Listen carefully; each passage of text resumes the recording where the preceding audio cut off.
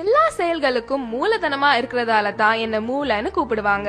நீங்க சிந்திக்கிறது, தகவல் பரிமாற்றம் செய்யறது எல்லாம் என்னாலதான். நான் ஒரு லைப்ரரி மாதிரி எல்லா விஷயங்களையும் கத்துக்கிட்டு கற்ற விஷயங்களை பத்திரப்படுத்தி வச்சு உங்களை பெரிய அறிவாளியா காட்டுறது நான் தான். உங்களோட உணர்வுகளையும் உடல் அசைவுகளையும் கூட நான் தான் கட்டுப்படுத்துறேன். ஆனா ஏதோ உலகத்திலேயே உங்களுக்கு தான் இல்லாத வேலையும் பிரச்சனையும் கவலையும் இருக்க மாதிரி நிம்மதி இல்லாம மன அழுத்தத்தை உண்டாக்கி எனக்கு பிரஷர் குடுக்கறீங்க. சரியா தூங்குறது இல்ல, சத்தான உணவு சாப்பிடுறது இல்ல, உடற்பயிற்சி பண்றது இல்ல, மனச அமைதியா வச்சுக்க ஒரு சின்ன முயற்சி கூட எடுக்கிறது இல்ல.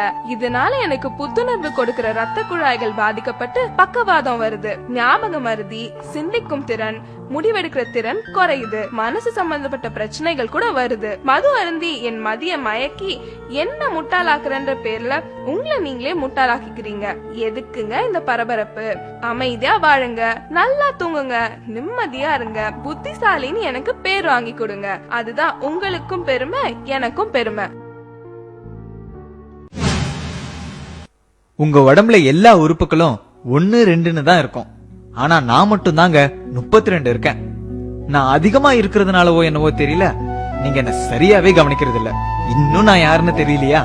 நான் தாங்க உங்க பல்லு பேசுறேன். நான் நீங்க சாப்பிடுற உணவை மென்னு சிறு துகள்களா மாற்றி செரிமானத்துக்கு முதுகெலும்பா இருக்கிறேன். பல்லு போச்சுன்னா சொல்லு போச்சுன்னு சொல்லுவாங்க. நான் இல்லன்னா உங்க பேச்சு கூட தெளிவா இருக்காது. நீங்க சிரிக்கும் போது உங்களை பளிச்சுன்னு அழகா காட்டுறது நான் தான். நான் இல்லன்னா நீங்க சிரிக்க கூட யோசிப்பீங்க. இவ்வளவு முக்கியமான எண்ணெய புகையில பாக்க போட்டு சிகரெட் பிடிச்சு அழுக்காக்குறீங்க. குளிர்பானம்ன்ற பேர்ல கண்டதையும் பிடிச்சு என்ன சொத்தையாக்குறீங்க. ஒரு நல்ல சாப்பாட்டை கூட ருசிச்சு சாப்பிட முடியாம பண்றீங்க.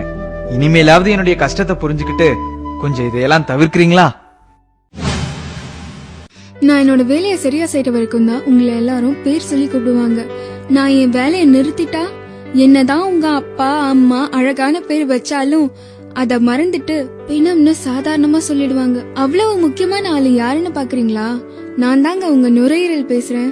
எவ்வளவு தூசும் மாசும் நிறைஞ்ச காத்த நீங்க உள்ள இழுத்தாலும் நீங்க வாழ்றதுக்கு மூல காரணமா இருக்கிற ஆக்சிஜனை மட்டும் சுத்திகரிச்சு உங்க உடலுக்கு அனுப்புறேன்.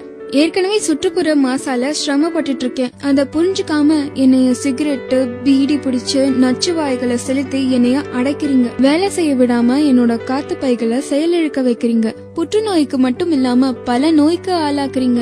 இது என்னோட நுரையீரல், என்ன வேணும்னா செய்வேன்ற மாதிரி என்ன மட்டுமா கஷ்டப்படுத்துறீங்க? நீங்க இழுத்து விடுற புகை உங்களையும் மத்தவங்களையும் பாதிக்குது. உங்களை அழிக்கவே உங்களுக்கு உரிமை இல்லாத போது மத்தவங்களை அழிக்க உங்களுக்கு என்ன உரிமை இருக்கு? பூவை போன்றவள் நான், சாம்பல் நிரப்புற கிண்ணம் இல்ல. விடுங்களேன், வேண்டாமே, வாழுங்க, வாழ விடுங்க. ஹலோ, கொஞ்சம் நில்லுங்க. என்ன கேக்குதா? நான் தான் உங்க இதயம் பேசுறேன். இதயம்னு சொன்ன உடனே உங்களுக்கு ஞாபகம் வர்றது உங்க காதல் தான். இப்படி காதலின் சின்னமான என்னையும் கொஞ்சம் காதலிக்கலாம்ல. நான் ஒரு நிமிஷம் கூட ஓய்வெடுக்காம துடிச்சு துடிச்சு ரத்தத்தை சீரா உங்க உடல் முழுவதும் கிடைக்க செய்றேன். நான் துடிக்கலனா நீங்க துடிச்சு போயிடுவீங்க. ஆனா சிகரெட்டு, மது, ஆரோக்கியம் இல்லாத மேல்நாட்டு உணவு, கொழுப்புள்ள உணவு சாப்பிட்டு உடற்பயிற்சியும் செய்யாம எனக்கு அழுத்தத்தை கொடுத்து மாரடைப்பு வர செய்யறீங்க.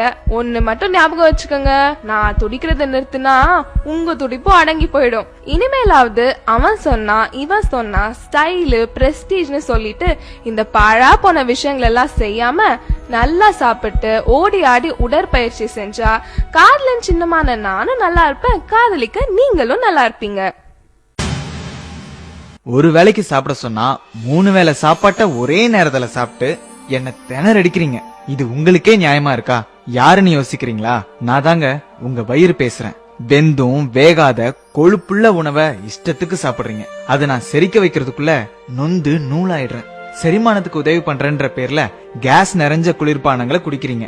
இதுல மேலும் நான் புண்ணாயிடுறேன். இப்படி ஒரு பக்கம் அதிகமா சாப்பிட்டு சாகடிக்கிறீங்கன்னா இன்னொரு பக்கம் வேலைக்கு சாப்பிடாம டயட்ன்ற பேர்ல சாகடிக்கிறீங்க. இது போதாதுன்னு இன்னும் கஷ்டம் கொடுக்கற மாதிரி மது அருந்தி அந்த கசப்ப மறைக்க ஆரோக்கியம் இல்லாத உணவை சைட் டிஷ்னு ஸ்டைலா சொல்லிட்டு சாப்பிடுறீங்க. நீங்களே கொஞ்சம் யோசிச்சு பாருங்க, நான் எவ்வளவு மென்மையானவன்னு.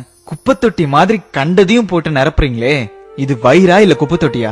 ஆசைக்கு சாப்பிடுங்க, ஆடம்பரத்துக்கு சாப்பிடாதீங்க. தேவைக்கு சாப்பிடுங்க, தேவையானதை தேர்ந்தெடுத்து சாப்பிடுங்க. ஆயுள் முழுக்க நல்லா இருப்பீங்க.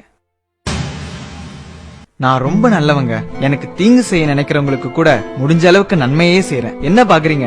நான் தான் உங்க கிட்னி பேசுறேன். உங்க உடம்புல உள்ள அழுக்கு அனைத்தையும் வடிகட்டுறது நான் தான். உடம்புல உள்ள தண்ணி, உப்பு மற்றும் அமிலங்களை சமநிலையா வச்சுக்க உதவுறேன். பல்வேறு ஹார்மோன்களையும் நான் சுரக்கிறேன். பல நன்மைகளை உங்களுக்கு செய்யற எனக்கு பதிலுக்கு நீங்க என்ன செய்றீங்க?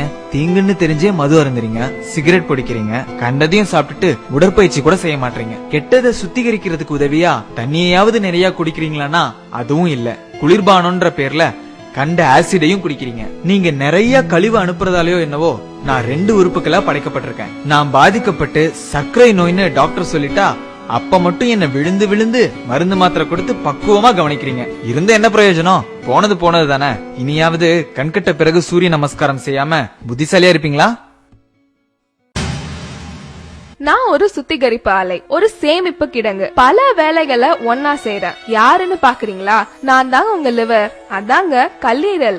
உங்களுக்கு எங்கேயாவது அடிபட்டுச்சுன்னா ரத்தம் வெளியே போகாம உரைய வைக்கிறது நான் தான். நீங்க சாப்பிடுற எல்லாத்தையும் செரிக்க வைக்கிறதும் நான் தான். உங்க ரத்தத்தை சுத்திகரிச்சு உங்களுக்கு தேவையான சக்தியையும் நான் சேமிச்சு வைக்கிறேன். இது மட்டும் இல்லாம பல விட்டமின்களையும் மினரல்களையும் கூட நான் தான் சேமிச்சு வைக்கிறேன். மது குடிக்கிறதாலையும் கண்ட குளிர்பானங்களை குடிக்கிறதாலையும் பதப்படுத்தப்பட்ட ஆரோக்கியம் இல்லாத உணவை சாப்பிடுறதாலையும் என்னோட சுத்திகரிக்கிற திறமை இழந்து புற்றுநோய்க்கு கூட ஆளாகிறேன். 100 ரூபாய் டாக்டருக்கு ஃபீஸ் கொடுக்க கஷ்டப்பட்டுட்டு சின்ன சின்ன பிரச்சனைகளுக்கு எல்லாம் நீங்களே பெரிய டாக்டர் மாதிரி மருந்து மாத்திரை வாங்கி சாப்பிடுறீங்க.